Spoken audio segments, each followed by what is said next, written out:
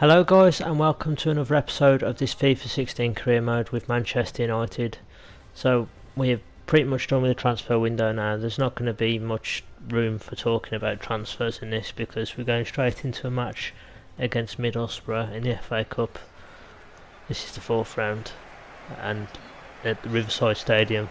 It's not called the Riverside Stadium in this game, I think it's Malton Road. But there's not going to be much room to talk about transfers and stuff in this episode. So we're just going to be focusing on this game, and then the next game is in the Premier League against Newcastle. So this is just going to be an episode with two clubs from the North East in, basically. And Middlesbrough obviously just promoted as champions of the Championship, so they'll be in the Premier League again next season. I think they've had a few years. Well, I think 2009, 2010 was the last season that it was in the Premier League. I could be wrong about that. If I am, feel free to correct me in the comment section below. But I know they've had a few years in the Championship. And now they've just come up, winning it quite comfortably, I believe, in the end. And I don't really like Middlesbrough because of what happened with Ronaldo in the FA Cup fixture, which happened in real life. And I think it was Morrison or Catamol or somebody like that just, clattered him, took him out completely. It was time wasting, but you don't just take a player out like that. And every time we beat them, Gareth Southgate came out after the match in a post-match interview and said that he's a cheat and he's a diver and all this. So I don't really like Middlesbrough if they're just moaning about being bitter and stuff.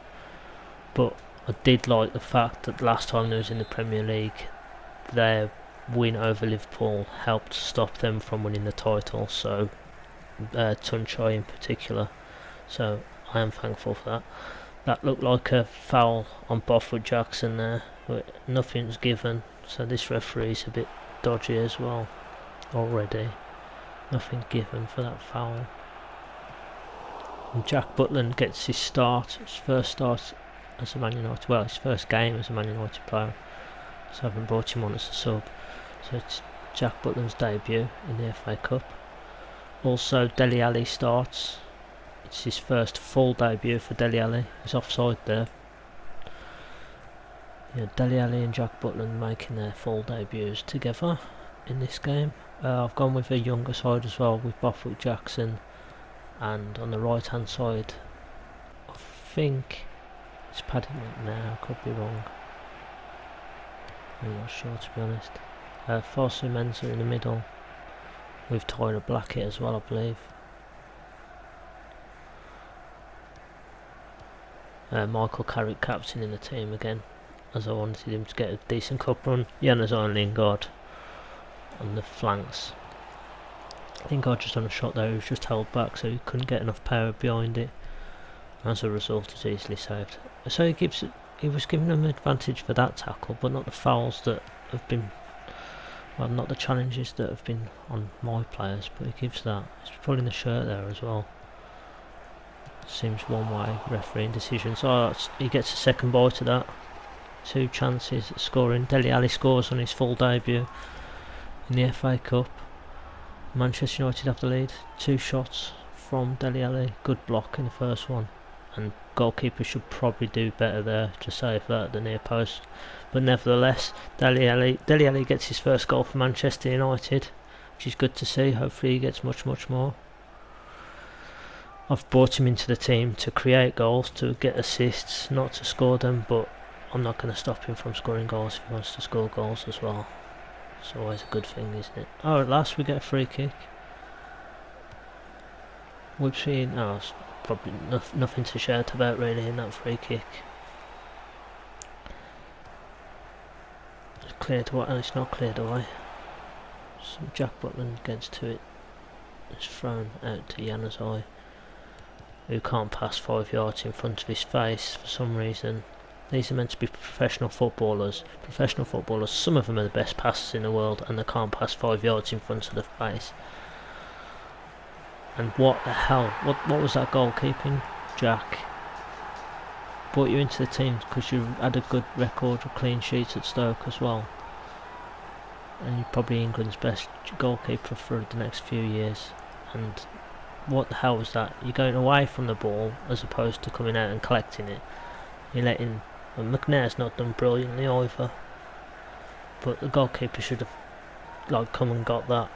Definitely. He goes away from the ball and then Downing comes to the ball and he tries to punch it clear and it's already in the back of the net.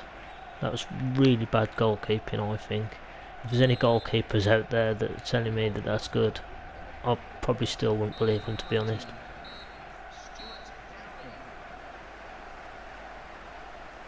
That's terrible goalkeeping in my eyes. If I was a goalkeeper, I wouldn't be happy with that.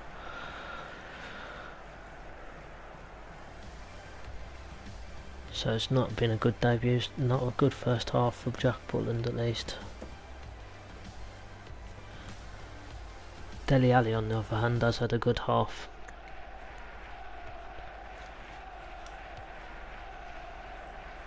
First half football 1-1. So Middlesbrough level with United. Oh, he's actually managed to catch that one, has he? That was given for advantage, so fair play.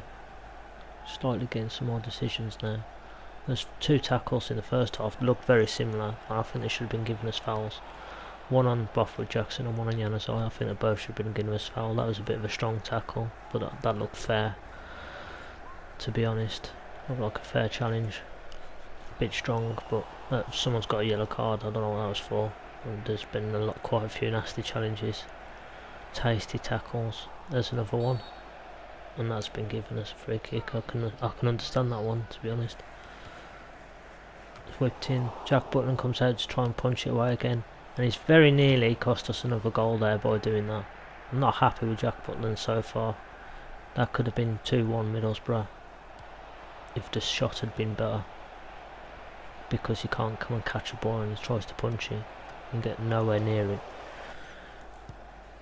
I've brought on Wayne Rooney and Gareth Bale as well to try and see this game out, and he's given us a penalty. I didn't see what that was for.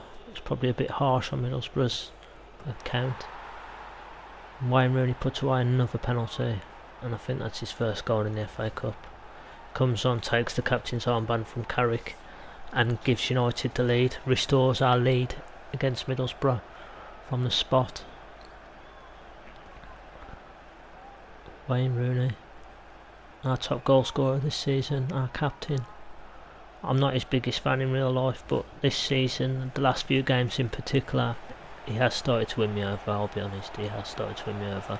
I didn't like him because in 2010 and that contract deal, which is fair enough, I think. I know he loves the club, but you don't hijack them for all their money, basically, if you love the club that much. And he's done it twice now. 2010 when he wanted a new contract and he just fleeced United for some more money. If you're a professional footballer, you love playing football and you love the club, you wouldn't do that sort of thing, and that's not the way you'd act and behave. But then gets an easy catch there. Dele Alli, can he do with this? I know it's not Wayne Rooney directly, it's probably his agent or whatever that was the main fault for it, but I wouldn't want, if I was playing for Manchester United myself personally, I know it's never going to happen, but I wouldn't hijack the club I loved for more money and just sign the contract straight away and say, yeah, I want to play here until I die. I'd play there for free, to be honest.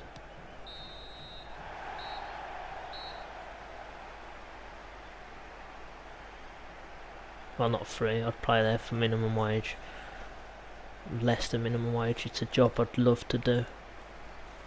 I'm sure most people would actually. You get paid to play football. It's a luxury. It's a gift. It's a privilege. It's probably the biggest privilege you can have growing up in England. I know the careers are short and they need to make as much money as possible or whatever, but they earn like what 10 times more than people do in a lifetime in 1 year as it is, so they don't need to be fleecing more money out of people or clubs. Anyway, that's enough of that rant. It's 2-1, we're through to the next round of the cup. The younger players get another game. They've played well today. Jack Butland, I haven't been impressed with him. He made a decent save there, but could have cost us. To be honest, he cost us the first goal. I think he could have definitely done better for the goal, and he could have cost us the second one as well by doing pretty much the same thing. There's Dele Alli's goal. The goalkeeper knows he could have done better as well. That is terrible goalkeeping. No communication with the defenders. And he runs sideways away from the ball rather than coming straight for it. It's a foul on Daley Blind, which was from behind. That could have been more than a yellow card probably, but I think a yellow card was probably fair. Because Daley Blind turned and he did make an attempt for the ball, so I think it's fair there.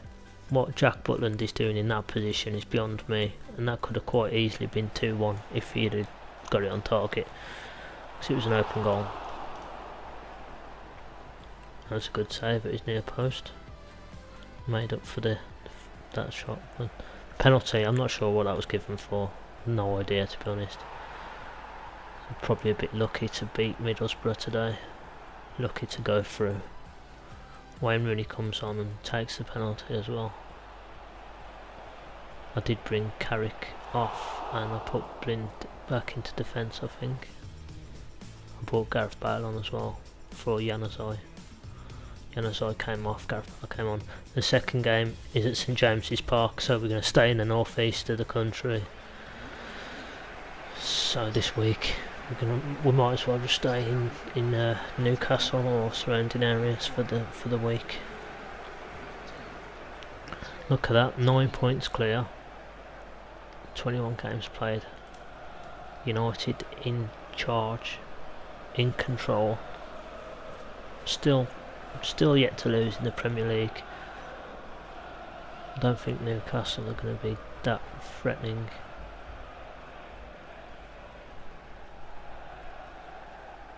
Newcastle probably won't cause us too many problems. They've got some good players. Wijnaldum is a very good player on this game. CM de Jong is really good on this game. Dutch players, both Dutch players. Daryl Janmaat, Dutch player. Tim Krul, Dutch player. We've got a lot of Dutch players actually in Newcastle. More than Manchester United, and we had a Dutch manager. And then got rid of Rampy and Van Persie, which we really shouldn't have done. Because he would have banged in 20 goals a season, and we didn't score enough goals this season. But nevertheless, Newcastle have got a lot of Dutch players. I think they've got another one as well. They've got Janmaat, Wijnaldum, Janmaat, Wijnaldum, Tim Krul, Sammy de Jong, and I'm pretty sure there's another one somewhere as well.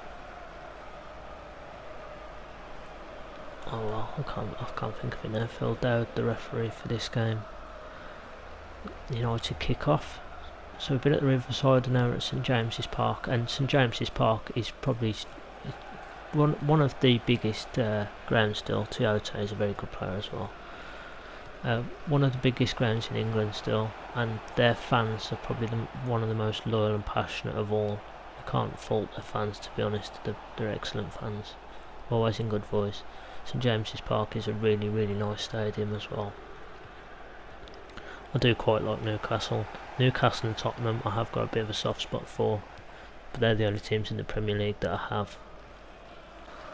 So United back on attack here. I like the way Gareth Bale and Luke Shaw have been linking up, but Janmaat puts it behind for a corner.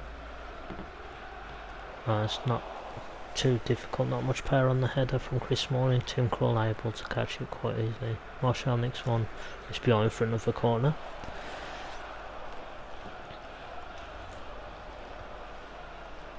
Oh, that could have been worse across the face of goal. It's a good job for Wijnaldum's. That's a bad angle. Mata, Rooney, no, Toyota. Toyota's played really well in this game. John Joe Shelby clips one over the top. Sissoko tries to do the same, but it's gone horribly wide. I think he was aiming to bring, I don't know who it was on the far side there. Tried to give the ball to him, but it looks like he was going out for a goal kick. The hair takes. It's a really nice scene there though. up against Newcastle, St James's Park Stadium. Darmian, Blind. Must have been cleared there then. Luke Shaw. I've had to be quite stingy with the editing in this. I've had to cut it quite short in parts because it was a 30-minute episode basically. I've had to try and get it to under 25 minutes. There's a transfer confirmed actually from Boateng going to Barcelona for 41.5 million, I think it was. So there is a bit of transfer news in this episode, albeit very brief. So Boateng, another big name, gone to another big club in this window. De Jong, that's easy for De Gea. De Gea looks like he's never going to concede a goal. Luke Shaw, Gareth Bale. Puts one in, far post. And that's one of our trademark goals, isn't it? Memphis Depay getting in on the act. This team's trademark goal, that is. Scoring at the far post. And Gareth Bale gets a nice assist. That's a good ball in as well from Gareth Bale. Not the most convincing headers in the world, but it's still gone in. I don't know what Tim Krul was going for. I thought it was going above him by the looks of it, but it's headed down into the ground. United fans cheering. I don't know how that wasn't giving us a foul. Or that, to be honest. I lashed out a bit after that because I was getting annoyed with these refereeing decisions. In the Middlesbrough game it was quite bad as well. Well, we're away from home, so you expect it, sort of. You don't expect it, but that's the way the game is, to be honest. That's a nice ball in. Bale. Oh, Bale still hasn't scored for us. I wanted him to score so badly there. It's on his weaker foot though, again. I might swap him and Memphis Depay in the next game. Put Bale out on the right wing and put Memphis Depay on the left. There's half time. 0-0. No, is it? Oh no, Memphis scored, yeah. The headed goal. It's 1-0 to Manchester United. I completely forgot there. I've only just played this as well, so I should know. So nice scenes in St James's Park. Such a nice ground. As I've said, great fans as well. It's a shame that they've been relegated twice. They don't deserve that. They have got a huge fan base, and probably still it's behind Emirates and Old Trafford and Wembley, but St James's Park is still one of the biggest stadiums in the country until Tottenham get their new ground and West Ham get that new ground. I think that'll be the 6th biggest ground then, but Tottenham aren't getting it until like 2019-20, I don't think. Oh, Bale could have carried on there. He was blocked. Also that Federici Colaccini, I think his name is Colaccini, yeah. Chioto having a shot there. He's probably been their best player. Colaccini, I used to call him the Newcastle's Puyol, because in his first 2 seasons he was absolutely brilliant for Newcastle. Newcastle's Puyol, Federici Colaccini, the Argentinian. Wears the number 2 shirt, he plays at centre back, which is quite unorthodox, but whatever makes him happy, isn't it really? Newcastle away. No, Newcastle have got West Brom next. February the 6th. Obviously that's the day of the Munich air disaster as well. February 6th.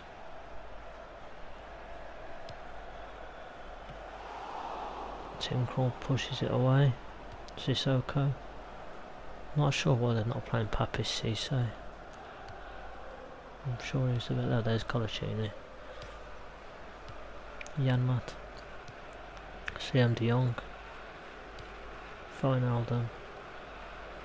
Don't know how to pronounce his name. Hydra. I've never heard of him. Hydra, it sounds like Marvel's Agent of S.H.I.E.L.D.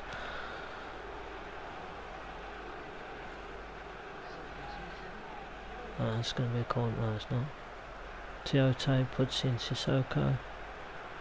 Yeah, sorry about the editing in this one. It is a bit tight. I had to really cut down on the time restraints, to be honest. So I've had to trim over 5 minutes of footage. This should be 2-0, shouldn't it? Yeah, Memphis to Pai, that's a great goal. That's more like the finish we finished. Counter attack, nice counter attack, high up the pitch. One ball through. Memphis is in on his own with loads of space to shoot. Took his time and just put it past Tim Krul quite comfortably. Very well composed. Good shot. There's no chance Tim Krul was ever getting to that. Memphis gets his second goal of the game. So it's a first brace. I'm pretty sure he's the first United player this season to get 2 goals in a game. And it's his 6th overall in the league, which is good for Memphis. Got Memphis and Martial are both on 6, and I think Wayne Rooney's on 9 in the Premier League. So we haven't got that top scorer, that like 20-25 goal a season striker, but we've got a few that are chipping in with quite a few goals. And we're in a great position in the league, especially defensively. We've only let 6 goals in. Gareth Bale on the ball. Only conceded 6 goals this season in 22 games. Well, this is the 22nd game, but it looks like this is going to be another United win as well. Schweinsteiger's came on just to see the game out in the midfield. So we're going to try and see this game out now. Obviously still play for the counter attack, try and get more goals. It always seems to be, that's a good header away from Phil Jones, who he's fouled as well for his efforts. So Newcastle are making a real go of it now. There's another foul on Cisse. I think they've just brought Cisse on as well. It's not a fantastic free kick. Newcastle got less than 2 minutes to repair this. 2-0 to Manchester United, the visiting fans. David Taya.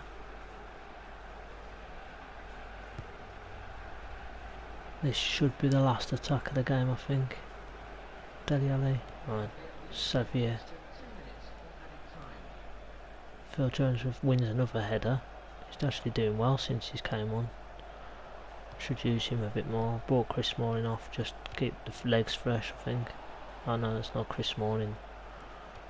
I took Luke Shaw off and put Blind over at left back again, like I usually do. Oh, that's finished 2-0. I thought Gareth Bale was going to get another chance in there then, but wasn't to be. St James's Park at night time. And United get another 3 points. I can't stop winning at the moment. And I think I've won every game this month, so if that's not a manager of the month, I don't know what is. I don't know what you have to do to get a manager of the month. As I've said before, in November I won 4 Premier League games, and I won a Champions League game, and I lost in the Carling Cup, and I didn't get manager of the month. So I don't know who's doing better than that, and you've got to take into account the calibre of the teams as well. So we beat Arsenal, so I don't know what you have to do to get manager of the month. In my previous career modes, I've won manager of the year, and I've only won 1 manager of the month, so work that out. That doesn't make sense to me. I don't understand that. I don't know what you have to do to get manager of the month, or who's doing better than me to get manager of the month, to be honest. I don't think anyone has done better than me this month. Won every game, and I think I've only conceded 1 goal against Middlesbrough in the cup. So I have no idea, to be honest. That's the first goal. United always seem to beat Newcastle 2-0. It seems to be the most common result against Newcastle. The last player to score 2 goals against Newcastle in the same game was Ole Gunnar Solskjaer, although he was quite fortunate to get the second, as it was it was hit into him more than anything really. Or that might have been the first. So Ole Gunnar Solskjaer got 2 goals against Newcastle, and we won 2-0 that day as well. Way back in 2006-2007, Solskjaer's last season for the club. Obviously Solskjaer is much loved fan legend at this club. So that's all we've got time for this episode. Thank you for watching, hope you've enjoyed it. Take care and goodbye.